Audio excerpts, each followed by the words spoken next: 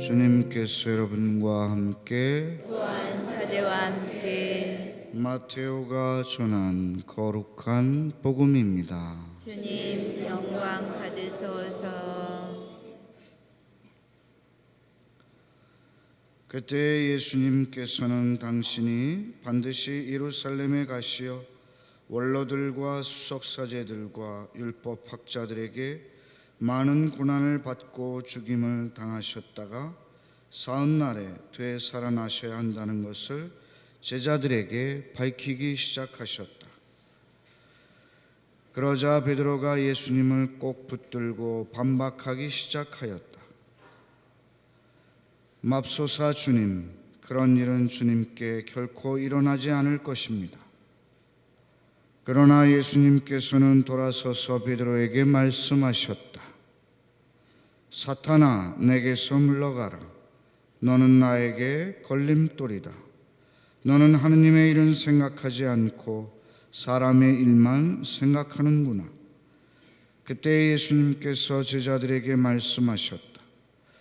누구든지 내 뒤를 따라오려면 자신을 버리고 제 십자가를 지고 나를 따라야 한다. 정녕 자기 목숨을 구하려는 사람은 목숨을 잃을 것이고 나 때문에 자기 목숨을 잃는 사람은 목숨을 얻을 것이다. 사람이 온 세상을 얻고도 제 목숨을 잃으면 무슨 소용이 있겠느냐? 사람이 제 목숨을 무엇과 바꿀 수 있겠느냐? 사람의 아들이 아버지의 영광에 쌓여 천사들과 함께 올 터인데 그때 각자에게 그 행실대로 갚을 것이다. 주님의 말씀입니다. 그리스도님 참여합니다. 참 예수님, 여러분 안녕하십니까? 한 주간 동안 잘 지내셨어요? 혹시 지난 주일 복음 말씀 기억나십니까? 바로 오늘 복음 전부분입니다. 예수님께서 제자들에게 너희들은 나를 누구라고 하느냐 하고 물으셨을 때 베드로 사도가 나서서 스승님은 살아계신 하느님의 아드님 그리스도이십니다 라고 신앙 고백을 드렸죠. 어떻게 보면 예수님의 공생활 중에 정점을 찍는 매우 중요한 그런 순간입니다.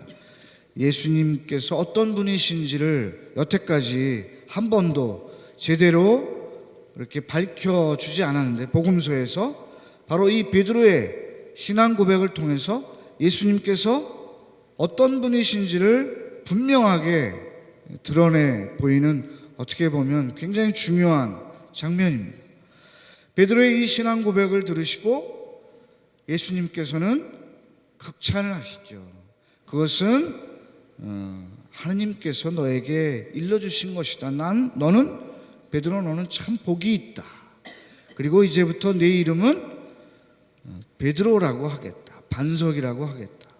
그 위에 교회를 세울 터인즉 죽음의 힘도 감히 그것을 이기지 못할 것이다.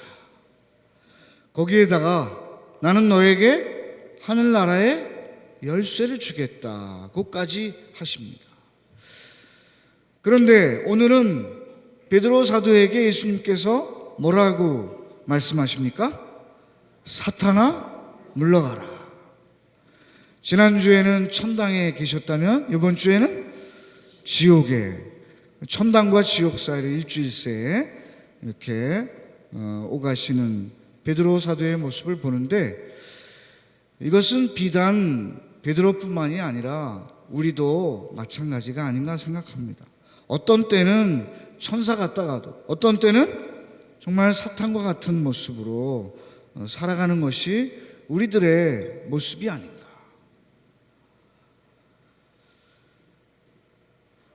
베드로의 신앙 고백에 이어서 예수님께서는 당신의 순환을 미리 예언하십니다.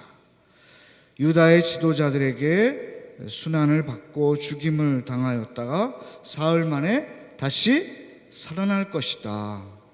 그때 베드로가 나서서 맙소사 주님, 절대로 그런 일이 일어나서는 안 됩니다 하고 예수님을 말리죠. 어떻게 보면 인간적인 충정에서 나온 말씀이라고도 볼 수 있어요. 충분히 이해가 되는 말씀입니다. 정말 우리를 구원하러 오신 메시아로서, 하느님의 아들로서 순환을 받으셔서는 안 됩니다. 붙잡혀서는 안 됩니다. 죽임을 당하셔서는 안 됩니다 라는 그런 베드로 사도의 마음을 충분히 이해할 수 있죠. 그런데 그런 베드로 사도에게 예수님께서는 사탄아 물러가라 라고 호되게 야단을 치십니다. 베드로의 그런 마음을 이해하지 못하시고 너무 심하게 꾸중하시는 것이 아닌가, 그런 생각이 들 수도 있습니다. 그러나 바로 예수님께서 왜 그렇게 호되게 꾸짖으시는지 설명해 주십니다. 너는 나에게 걸림돌이다. 너는 하느님의 일은 생각하지 않고 사람의 일만 생각하는구나. 우리도 하느님의 일을 생각하지 않고 우리 자신의 일, 인간적인 일, 세속적인 일, 거기에 생각이 머물러 있다면 우리도 어떻게 보면 예수님께로부터 사탄아 물러가라 라는 말씀을 드릴지 모릅니다. 사탄이라는 것은 다른 것이 아닙니다. 인류 태초에 첫 원죄를 범할 때 아담과 하와가 어떻게 해서 원죄를 짓게 되었는지 여러분도 잘 알고 계십니다. 뱀이 하와를 유혹해서 선악과를 따먹어라. 그 말은 뭐예요? 그것을 따먹으면 하느님과 같아질 수도 있으니까 그런 유혹을 받고 자기 뜻대로 그것을 따먹으라는 사탄의 꾀임에 넘어간 것이죠.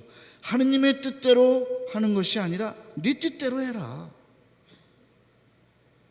우리는 매 순간순간 그런 유혹을 받게 됩니다. 하느님의 뜻대로 살려고 하기보다는 내 뜻대로 살려고 할 때가 많이 있죠. 편하게 살고 싶고 또 안주하고 싶고 또 즐기고 싶고 내가 가진 것을 다른 사람과 나누기 싫고, 그러나 하느님께서는 내가 가진 것을 나에게 주어라, 봉헌하여라, 또 다른 사람과 어려운 사람과 나누어라, 또 너의 사랑을 다른 사람들에게 실천하여라, 너 자신을 희생하라고 끊임없이 우리에게 말씀하십니다. 그러니까 베드로 사도의 모습을 보면서 우리도 매일매일 천사가 될 수도 있고 또 사탄이 될 수도 있다는 것을 깨닫게 됩니다.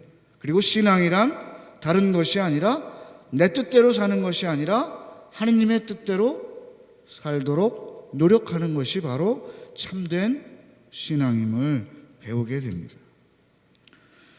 뒤이어서 예수님께서 제자들에게 누구든지 내 뒤를 따라오려면 자신을 버리고 제 십자가를 지고 나를 따라야 한다라고 말씀하십니다.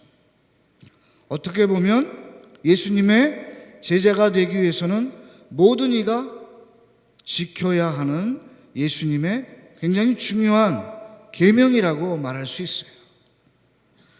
그런데 이 계명은 다른 것이 아니라 베드로에게 하신 말씀을 또 다르게 하신 것입니다. 자신을 버린다는 것은 다른 것이 아니라 자신의 생각, 자신의 뜻, 그것을 굽히고 내려놓고 제 십자가를 진다는 것은 바로 하느님의 뜻을 받아들이는 것, 자기 자신을 희생하고 이웃에게 사랑을 실천하는 일, 이것이 십자가를 지는 일입니다. 이것이 진정한 예수님의 제자가 되는 길이죠. 오늘 제2독서에서 바오로 사도께서도 모든 이에게 이렇게 권고하십니다. 여러분은 현세에 동화되지 말고 정신을 새롭게 하여 여러분 자신이 변화되게 하십시오. 그리하여 무엇이 하느님의 뜻인지, 무엇이 선하고 무엇이 하느님 마음에 들며 무엇이 완전한 것인지 분별할 수 있게 하십시오.